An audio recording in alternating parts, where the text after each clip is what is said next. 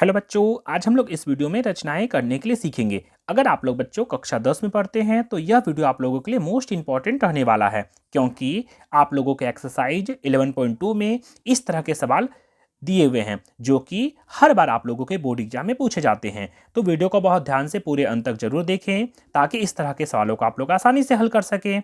तो चलिए बच्चों, अब देखते हैं आज का क्वेश्चन।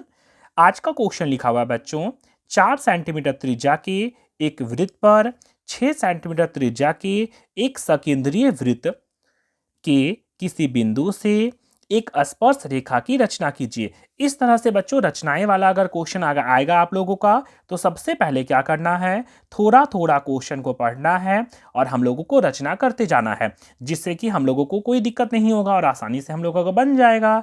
तो चलिए करते हैं। सबसे पहले बच्चों हम लोग क्या करेंगे, 4 सेंटीमीटर त्रिज्या के एक वृत्त पर सबसे पहले 4 सेंटीमीटर त्रिज्या का एक वृत्त बनाएंगे। तो कैसे बनाएंगे बच्चों, तो हम लोग क्या करेंगे, स्केल और कंपास लेकर 4 सेंटीमीटर मापेंगे। स्केल से और कंपास से क्या करेंगे, 4 सेंटीमीटर मापेंगे।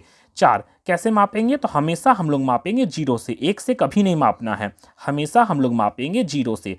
तो 0 से 4 सेंटीमीटर लेंगे। तो चलिए ले लेते हैं। तो इस तरह से बच्चों कंपास से हम लोग 0 से 4 सेंटीमीटर मापेंगे। हम लोगों ने मापा है 4 सेंटीमीटर, ये रहा 4 सेंटीमीटर। अब क्या करेंगे बच्चों, हम लोगों को बोला था क्वेश्चन में 4 सेंटीमीटर त्रिज्या के एक वृत्त पर, तो सबसे पहले 4 सेंटीमीटर त्रिज्या का एक वृत्त बना लेते हैं। तो चलिए बनाते हैं।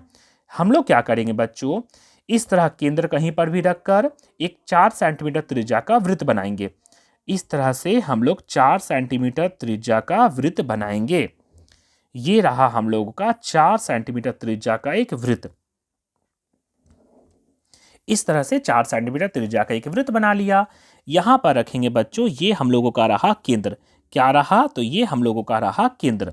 इसको केंद्र मानकर और हम लोग सबसे पहले इसको माप देंगे।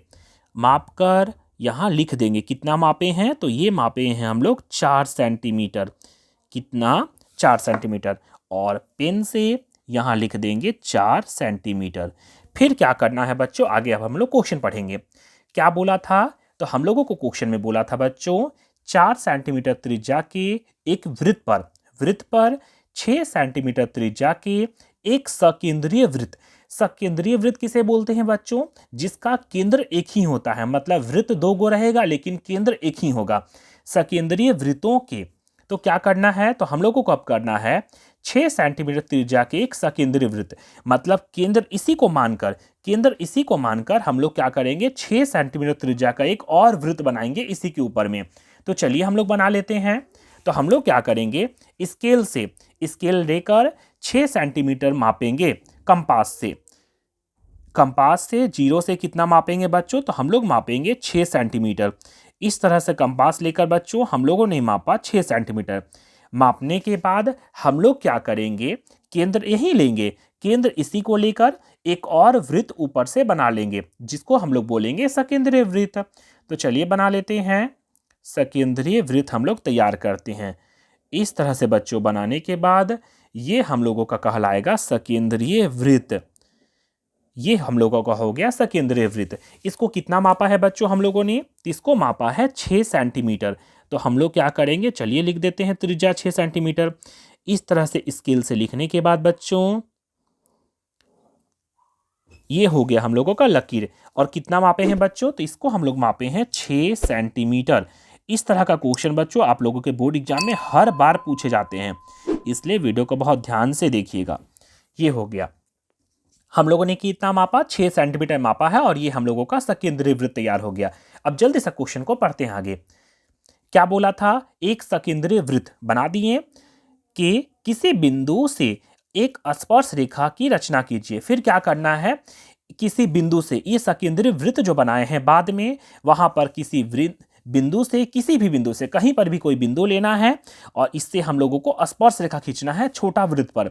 क्या खींचना है? स्पर्श रेखा। अगर मान के चलिए यहाँ पर लेते हैं तो यहाँ से स्पर्श रेखा कहाँ खिंचाएगा? यहाँ भी हो सकता है, यहाँ भी हो सकता है, यहाँ भी हो सकता है, और इधर से खींचेंगे तो ये यहाँ भी हो सकता है, यहाँ भी हो सकता है। तो कैसे करेंगे स्पर्श रेखा? तो कभी भी अगर बाह्य बिंदु से स्पर्श रेखा खींचना होगा तो इस रेखा को हम लोग क्या करेंगे? 2 बराबर भागों में सबसे पहले बांटेंगे। कितना बराबर भागों में? 2 बराबर भागों में बांटेंगे। तो चलिए बांट लेते हैं पहले। तो कोई भी रेखा को 2 बराबर भागों में बांटने के लिए हम लोग क्या करेंगे? उस रेखा को आधा से ज्यादा लेकर क्या करेंगे? उस रेखा को आधा से ज्यादा लेकर, आधा से ज्यादा है देखिए तो, हाँ, कंपास से आधा से ज्यादा मापेंगे। कितना? आधा से ज्यादा। चलिए थोड़ा सा और बढ़ा देते हैं। ये रहा हम लोगों का आधा से ज्यादा।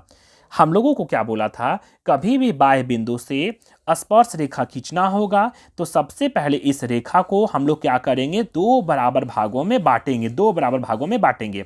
कैसे बांटेंगे? तो आधा से ज्यादा लेकर ऊपर काटना है और हम लोग नीचे काटेंगे। इस तरह से नीचे काटेंगे, ऊपर काटेंगे और नीचे काटेंगे। इस तरह से काटने के बाद बच्चों फिर से इस रेखा से, इस बिंदु से हटाएंगे और इसको यहाँ बिंदु लेकर आएंगे, और यहाँ से भी बच्चों अब छोटा बड़ा नहीं करना है, यहाँ से लेकर हम लोग फिर से इसको काटेंगे पीछे घूम के। एक यहाँ काटेंगे बच्चों और एक नीचे काटेंगे।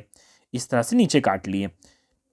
देखिए तो यहाँ कट गया, लेकिन यहाँ तो नहीं कटा है ना, तो फिर से यहाँ रख कर बच्चों फिर से इसको और झुका देंगे। इस तरह से हम लोगों का एक रेखा तैयार हो रहा है। इस तरह से करने के बाद बच्चों हम लोग क्या करेंगे?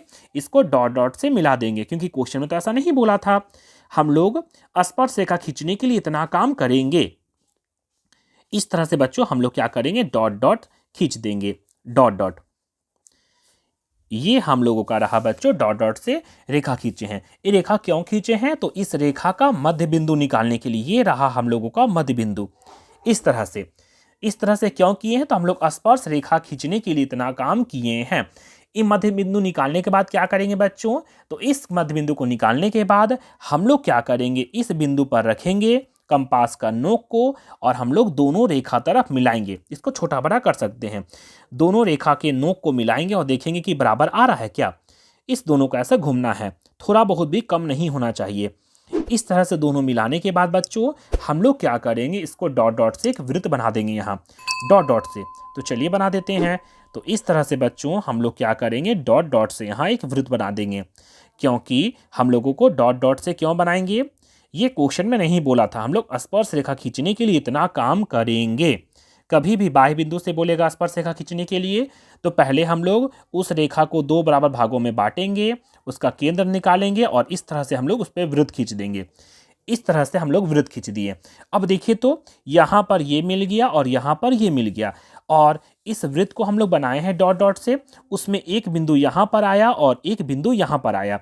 इस तरह से वृत्त को खींचने के बाद बच्चों 2 बिंदु आएगा। अब हम लोग आसानी से स्पर्श रेखा खींच सकते हैं।